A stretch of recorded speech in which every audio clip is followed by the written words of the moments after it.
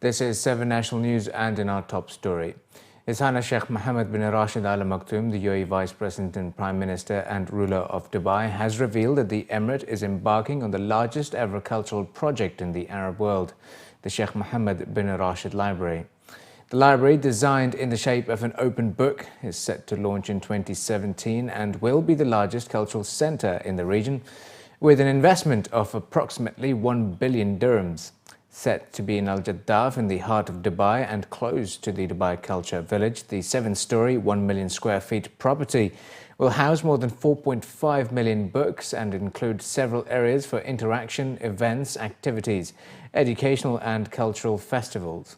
There will also be venues for arts and literary exhibitions, heritage preservation initiatives, and a 500-seat theatre.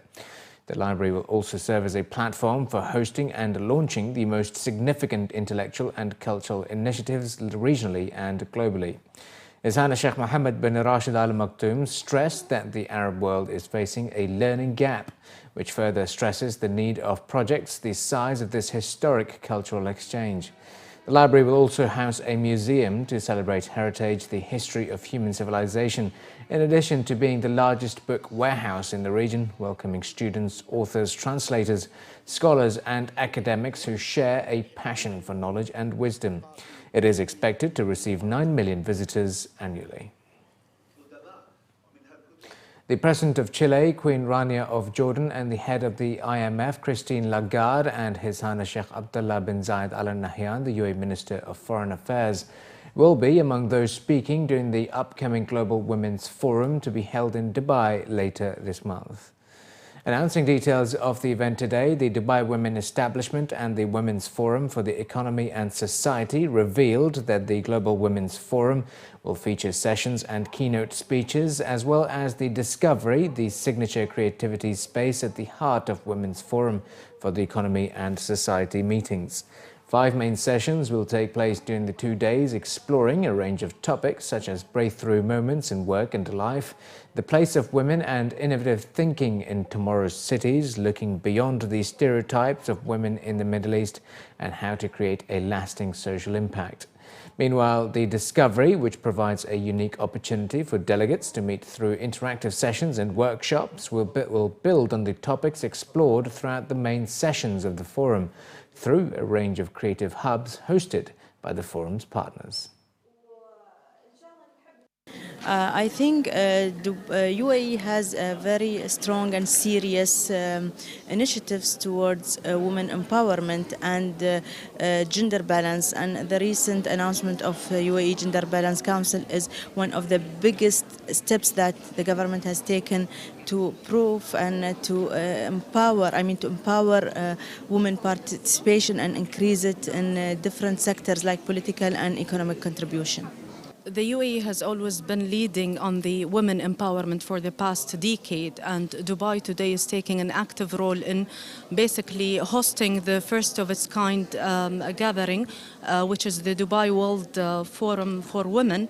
And this is the first time for the forum to come out of France on the 10th anniversary of the forum, and we are very honored to be taking part in this forum, which will be held under the patronage of His Highness Sheikh Mohammed bin Rashid Al Maktoum, Prime Minister and Vice President and ruler of Dubai, to signify the support that women has in this country and the active role that we have been playing across all the fields of sustainable development within the UAE. Now, our participation as the key strategic partner will basically be in a form of a stand and some speaking opportunities. We will also be taking part in the CEO Champion, which is happening for the first time, and there will be some sessions as well within the Discovery exhibition taking place as part of the whole forum. So we're really happy to be part of this forum because DIWA today proved to the world that women can also be part of the energy sector, debunking the myth that women cannot be part of that sector, which has been the case in the past decade. And we broke that myth by showing results. Building on the theme Let's Innovate, the forum will explore what innovation really means in today's technology-focused era. The event will address sustainable role today with the aim of strengthening the influence of women globally, maximizing their contribution to socio-economic development and inspiring future generations of women to actively participate in nation building. Emirates Airlines is the official carrier for the event, the Dubai Women Forum, that is taking place for the first time in the Middle East. We're proud to be part of the event. We think it's one of the most important events of the year. It's the first of its kind in the Middle East that addresses women and women's needs. Regardless to say that in the UAE, we have achieved very, very advanced levels of women empowerment. Nevertheless, it's not the same case all around us, and Dubai playing the leading role in addressing such an issue, we're proud to be part of. In the airline, in Emirates Airlines, we have more than 60,000 employees, a big part of which is women. We've got women in leadership roles. We have women pilots. We have women in engineering, aircraft engineering roles. Of course, our cabin crew is mostly women, but not that the only area that we have a lot of women in the organization. So we think we are one of the most successful examples for leading organizations in the Middle East and in the world to empower women. The third Global Hemophilia Fitness Camp was held in Dubai over the weekend in order to address the importance of physical activity, as well as how it can be safely introduced into the everyday lives of those suffering from the disorder.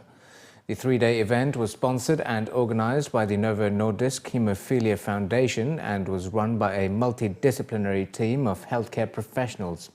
The program was developed in order to help local healthcare providers, people with hemophilia and their carers learn the skills and expertise necessary to help fight the muscle weakness and wasting that often occurs with sufferers. The Fitness in Hemophilia training program successfully trained 73 healthcare professionals from all over the GCC and showcased a number of important topics from the Global Hemophilia Fitness Camp concept, demonstrating the benefits of physical activity and exercise for people with hemophilia. According to the latest updates, there are an estimated 1,000 patients in Gulf countries that are suffering from hemophilia, which is a lifelong blood clotting disorder that can cause prolonged or spontaneous bleeding, especially in the muscles, joints or internal organs. Without treatment, hemophilia can cause crippling pain, severe joint damage, disability and even early death. Emirates Airline is offering its passengers headed to the Americas a ticket refund if they want to avoid the destinations hit by the Zika virus. According to local reports, the Dubai airline has put in place the provisions for customers advised to avoid the affected regions based on the guidelines of the US-based Centers for Disease Control and Prevention. The CDC travel advisory is for 14 countries, including Panama, which Emirates will launch a flight on March 31, and for Brazil.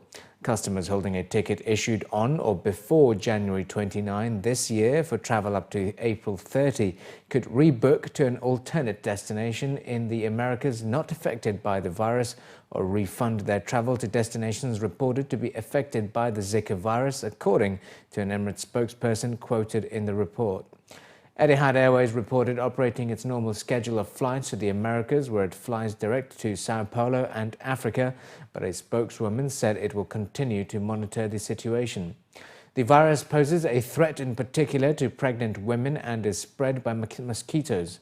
Past outbreaks caused by the virus have been reported in Africa, Southeast Asia and the Pacific Islands. Roads in the Jumeirah Islands and Palm Jumeirah communities will be partly closed for the Dubai Tour 2016, a professional cycling race that will take place from Wednesday, February 3 until Saturday, the 6th of February. Covering 671 kilometers over 4 stages, the event features 128 competitors competing for teams, including Team Wiggins, led by 3-time Olympic gold winner Sir Bradley Wiggins, the An-Nasr Pro Cycling Team and the Skydive Pro Cycling Team. The Nakhil stage on day 2, which will be held on Thursday, February 4th, passes through Jumeirah Islands and Palm Jumeirah communities as part of the 188-kilometer route, which starts at the Dubai International Marine Club and finishes at Atlantis The Palm. Nakhil stated in an email to homeowners to avoid any road closures or diversions will be coordinated by the appropriate Dubai authorities, with Dubai Police escorting the cyclists on all routes throughout the race. They also added that while every effort will be made to minimize disruptions, residents are being urged to take the route and timings into account when planning their journeys. And finally, in the bulletin, after an exciting tournament at the Abu Dhabi Golf Club in January, the longest-running European Tour event of the Middle East returns to the Emirates Golf Club this weekend for the 27th edition of Omega Dubai Desert Classic. Regarded as the major of the Middle East, the Dubai Desert Classic has once again attracted the big names onto the Majlis Golf Course, including its past winners such as world number 3 Rory McIlroy, Stephen Gallagher, Henrik Stenson and the South African Ernie Els. Aside from all the on-course action, golf fans can also look forward to interacting with some of the contestants with coaching clinics organised at the driving range for Thursday and Friday. It promises to be an exciting encounter at the Emirates Golf Club as Rory McIlroy, who finished third in Abu Dhabi, will be looking to defend his title after clinching the famous coffee pot with a 3-stroke lead last year. Tying third with Rory in the capital is the 2007 winner Henrik Stenson, who will also be eyeing glory at the Dubai outing. Aside from Rory McIlroy and Stenson, among the players to watch out for the tournament include the golfing scientist Bryson DeChambeau, who walks in after an exciting performance in the capital, where he scored 8 under par on the opening round.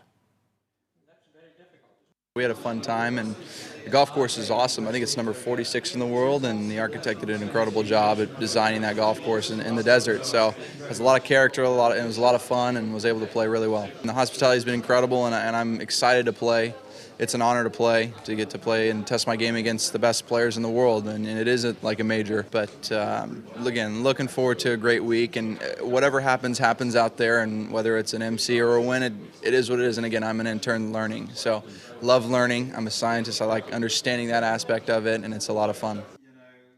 Another player to look out for is the familiar face in Dubai and 3 times winner of the event, Ernie Els, who's looking to recover from what he described as his worst season in 2015. The last time Ernie lifted the trophy was in 2005, however, remains confident about his performance this weekend. Meanwhile, another player on the list is the rising star Matthew Fitzpatrick, who hopes to qualify for a spot in the European Ryder Cup squad.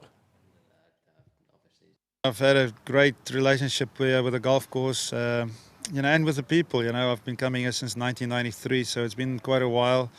Got fortunate enough to win it a couple of times, so I really love the golf course and can't wait for it to start. Well, at the last hole, it can give you some drama. You got water, you got a dogleg par 5, so you can get onto the green, but you can also not find the green, and I've done that many times also, going for the green and coming up short. But yeah, in 2005 I remember playing against Miguel Angel Jimenez, and I eagled the hole and he parred the hole, and it was a 2-shot swing, and I ended up winning by 1 shot. So it's fortunate enough for me, but it's a great course. I just love playing here, and we've got a great field. Everything's in brilliant condition as always. Obviously this is only my 2nd year, but everyone talks about how perfect the golf course is every year, so yeah, to come back and put on greens that are already 13 on the stimp and fairways just perfect, it's great.